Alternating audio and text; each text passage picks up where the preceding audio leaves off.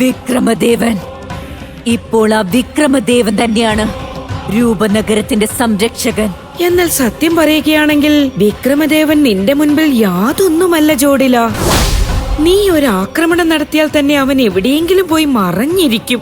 രൂപനഗരത്തിലെ രാജാവിനല്ലാതെ ജോഡിലെ പരാജയപ്പെടുത്താനുള്ള കരുത്ത് മറ്റാർക്കുണ്ടാവില്ല.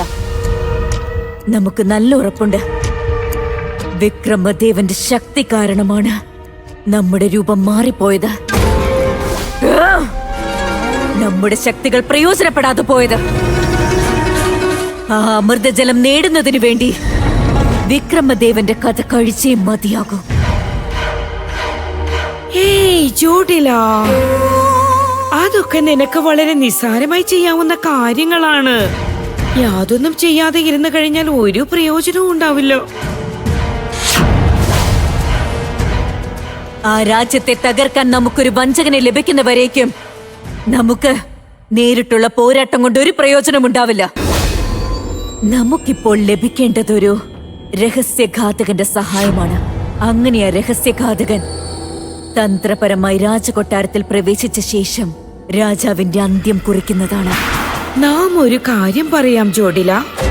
ഒരു തവണ നിന്റെ മായാജാലം കൊണ്ടൊന്ന് പരിശ്രമം നടത്തി നോക്കൂ. നമുക്കിപ്പോൾ അതിന് സാധിക്കില്ല. നമുക്കിപ്പോൾ നിന്റെ മാന്ത്രിക ഔഷധങ്ങളാണ് വേണ്ടത്. എന്നാൽ ഒന്നല്ല, വളരെയേറെ.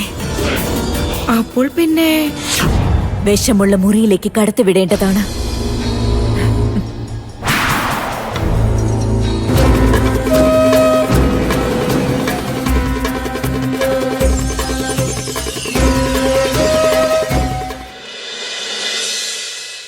ഇല്ല ഇല്ല, വീണ്ടും വീണ്ടും നമുക്ക് ഈ പിഴവ് ചെയ്യാനാവില്ല. നമുക്ക് വ്യക്തമായിട്ടറിയാം, രൂപനഗരത്തിലെ സിംഹാസനത്തിന്റെ യഥാർത്ഥ അനന്തരാവകാശി നീ തന്നെയാണ് പുത്രി. നീ മാത്രമാണ്. അവിടെ ആ രാക്ഷസ രൂപനഗരത്തിന്മേൽ വീണ്ടും വീണ്ടും ആക്രമണം നടത്തുകയാണ്. മഹാമൃതജലത്തിന്റെ സുരക്ഷ നാം എപ്രകാരമാണ് നിർവഹിക്കുക?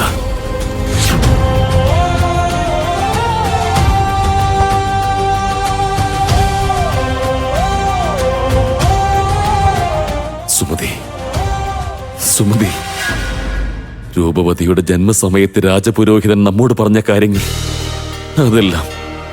അതെല്ലാം ഇപ്പോൾ സത്യമായി മാറുകയാണ്.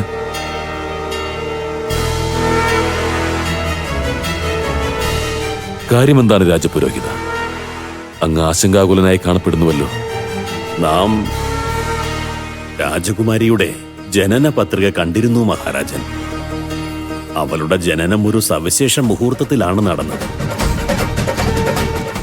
ഗണിച്ചപ്പോൾ കണ്ടെത്താനായത്, സവിശേഷ മുഹൂർത്തത്തിൽ ജന്മമെടുത്ത രാജകുമാരിയിൽ വളരെ അത്ഭുതകരമായ ഒരു മാന്ത്രിക ശക്തി കുടികൊള്ളുന്നുണ്ട്. മാന്ത്രിക ശക്തിയോ? രാജകുമാരിക്ക്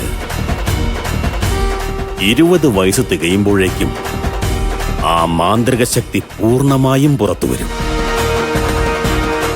എന്നാൽ ഇതുകൊണ്ട് രാജകുമാരിക്ക് ആപത്തും സംഭവിച്ചേക്കാം. ആപത്തോ? അങ്ങ് എന്താണ് ഈ പറയുന്നത്? അഥവാ അങ്ങനെയാണെങ്കിൽ നമുക്കിപ്പോൾ എന്തു ചെയ്യാനാവും? ഇതിന് ഒരേ ഒരു മാർഗമേ ഉള്ളൂ.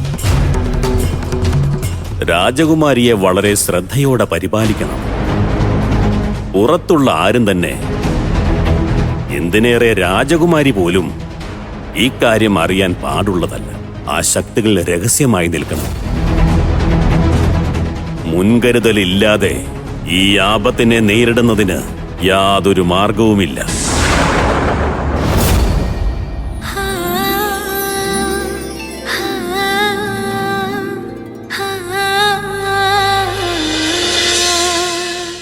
അവിടത്തേക്ക് അറിയാമോ സുമതി, രൂപവതിയുടെ വയസ്സിനൊപ്പം തന്നെ അവളുടെ മാന്ത്രിക ശക്തികളുടെ പ്രാപ്തി കൂടുതൽ വർദ്ധിച്ചിരിക്കുകയാണ്.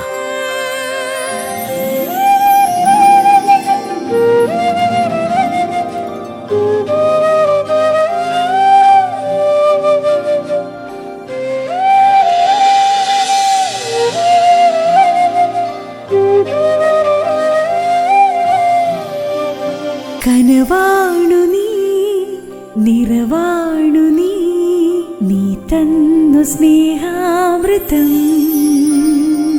ഇരുളാകെയും ഒളിയേകി നീ പ്രത്യാശയായെന്നും നീ ദേവതേ രാജകന്യേ രൂപവതീ നീയതുല്യ ദ്രൗപദി സുമതി, ഇന്നുവരെ നാം സുമതിയുടെ രക്ഷ നിർവഹിച്ചു.